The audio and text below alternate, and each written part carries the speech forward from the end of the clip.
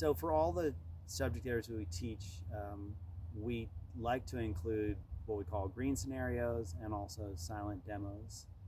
So that includes for navigation. So I'm going to talk a little bit about what you can use for both of those things when you're teaching navigation. So for green scenarios,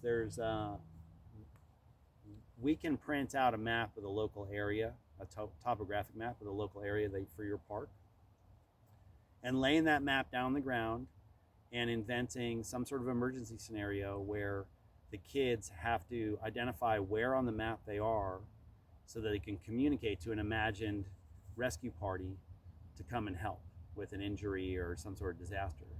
And just saying, this is the map that we're on. You are on this map somewhere.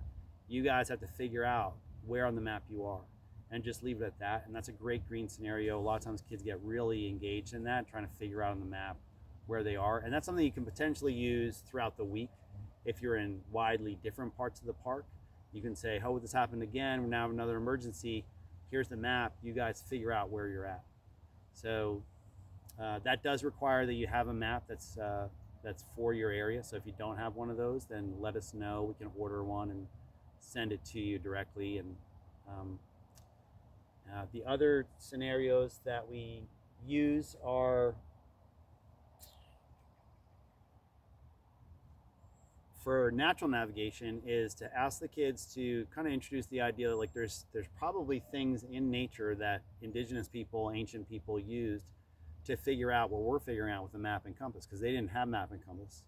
So assuming that there must have been something, signs in nature that gave them that, we're going to give you guys a few minutes to go around and just figure out like what are some examples of things that if you were stranded somewhere and you didn't have a map and compass and you needed to know where north, east, west, and south were, what could you use to determine that? So giving them a few minutes in teams of 2 or 3 to go out and then come back and share what they got out of that is a great green scenario for natural navigation. And another one that's really fun for them to personalize things is give them a pen and paper, or even just give them some charcoal from the fire pit, the barbecue pit, and have them work on the sidewalk or the pavement nearby, and have each of them try to create a map that takes you back from where they are at the park to their house, and just see what they can do. Give them 5 minutes to do that.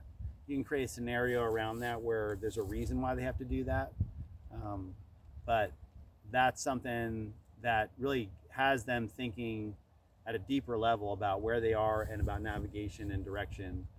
And so great kind of in the world of getting them to really be in discovery mode.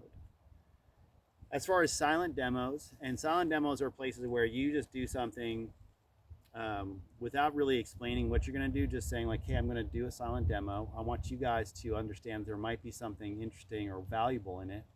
And at the end, I'm going to see how many things you noticed about it and what you could take away from it for the rest of the week. And silent demos that I think can work really well is using a partner to create a bearing. So you've got a compass, and there's not a really clear landmark that you can take a bearing to.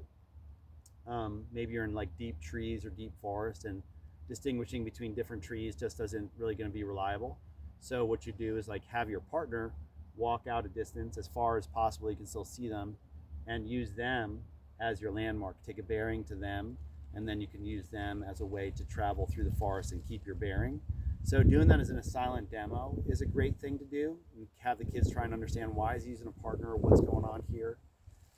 Another silent demo that I think is really useful is using a compass to orient a map. So how do you use a compass to get your map oriented to the landscape? So the map itself is laying on the ground in the correct direction, facing north. And that's also one that's really useful and necessary when you do a map and compass, and one that you can do in a silent demo and have the kids probably discover for themselves without you explaining it. And anytime you can create a situation where kids are discovering something for themselves and not learning it from you, that's a big victory. And we want to be doing that as much as possible.